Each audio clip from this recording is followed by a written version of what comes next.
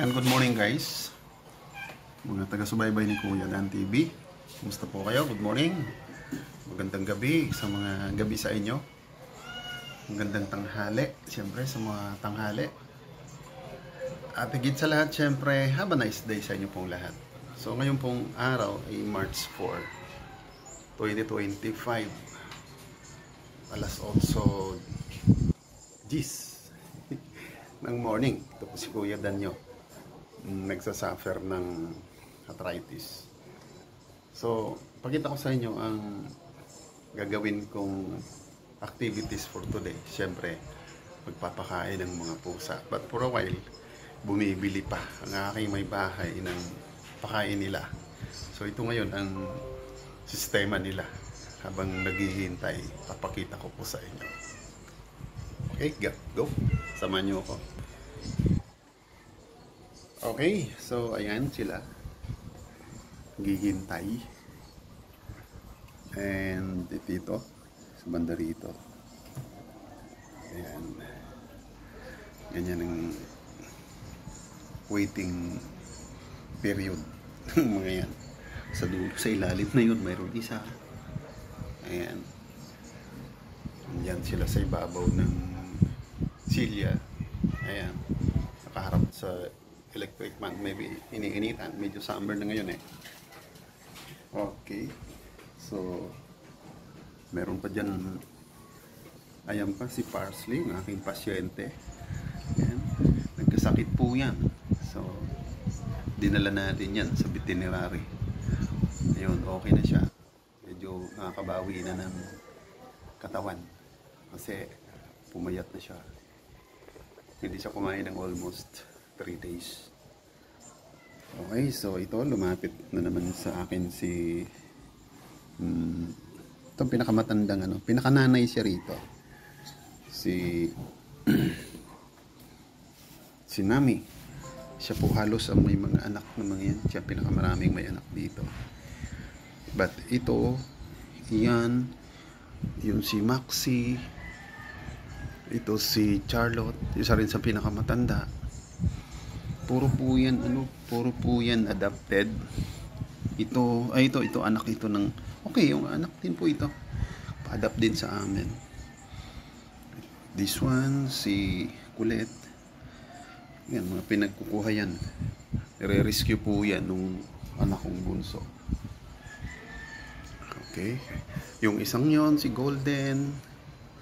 Nilagay na lang yan dyan sa may gate namin. Ang kapitbahay. Siguro hindi nila kayang alagaan. Nilagay na lang dyan, kusa. O, ito yung nanay ni... Yan yung nanay nito ni... Itong mga yan. Ito. At saka itong nasa dulo na yung... Ito yung nanay. Sis Sophie. Yan. Okay. So, ang mga species ng mga pusa, mga native siya. Kaya, maliliit lang siya. Mga native po yan. Yung may mga lahi kong pusa, like, wala na sa taas yung iba. Mamaya pa yun bababa pag andito na yung pagkain nila.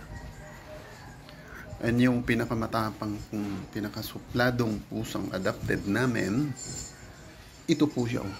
Yan o. Yan o. Yan o. Kinuha po yan ng anak ko sa may terminal ng tricycle. Kakapiraso. Malaki pa po ang daga.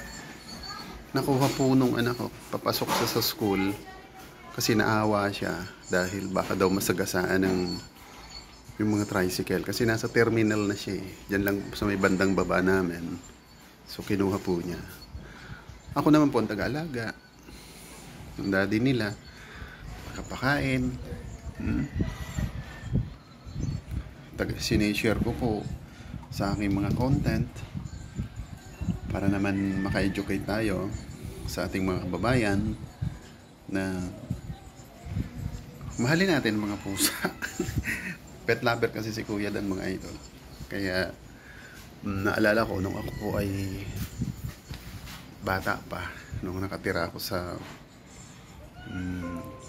kumbento. Kasi lumaki po ako sa kumbento. By the time, ang alaga ko naman is mga aso. Halos kasing dami din po niyan. mga nasa 15 mga dogs. Mga askal din po yun. Yun po, inalagaan ko sila. Yun po ang mga kasama ko sa kumbento. Kasi siguro almost 2 years mag-isa akong sakristan ng aming Kora Paroko by the time. So, naisip kong kasama kasi wala kaming, bago ako nakakuha ng kasama sa kumbento, matagal muna. Siyempre kababata ako rin. Pero iniwanan din ako later on kasi mahirap ang magsilbi sa church sa mga kabataan na pa-teenager. Siyempre mga pa-teenager, alam na natin ang takbo ng kanilang lifestyle. So nagsialisan sila. Then later on, nagkaroon akong dalawang kasama na matanda naman. Tanda. Siguro by the time ako mga nasa 12, 13 years. 13 years old or 12 years old ako by the time. Yung yung nakasama ko ay mga, yung ba lolo na eh. Lolo na. By the time siguro mga 60 siya. O pa 60. Then yung isa mga nasa late o nasa early 40 by the time naman. So ako ang pinakaano nila, anak-anakan nila ron. So kaya nasanay si Kuya Dan ng mag-alaga ng pets tulad ng dog. Siyempre dogs ang aking preference na best friend talaga. Hindi talaga ako iniiwanan nila. Saan man ako pumunta, umuwi man ako sa bahay, sumasama sila. Then everything na activities ko, andiyan sila lahat. Pero yung iba siyempre, tinatali. Gabi ko lang sila pinakakawalan.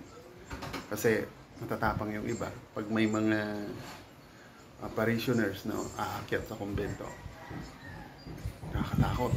Kasi sinusugod nila. So far naman, hindi naman nakakagat yung mga alaga ako by the time.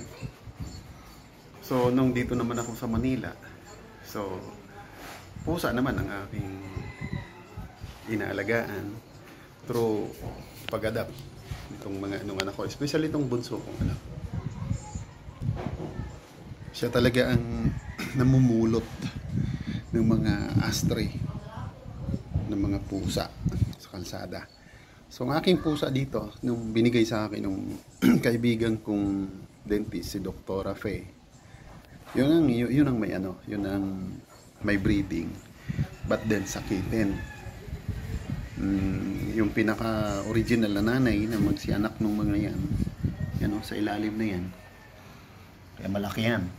Malalaking pusa yan. Na namatay. So, nalungkot tayo nun. Because namatay yung inaalagaan natin. Gift pa naman yun sa akin nung kaibigan kong doktora.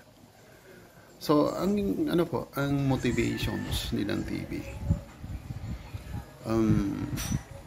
Pag nag-alaga po tayo ng mga pet natin sa bahay, kailangan nila ng care at saka love din. Pakainin, nililiguan yan.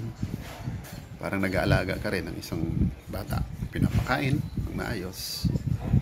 Kasi part na ng responsibility para sa akin.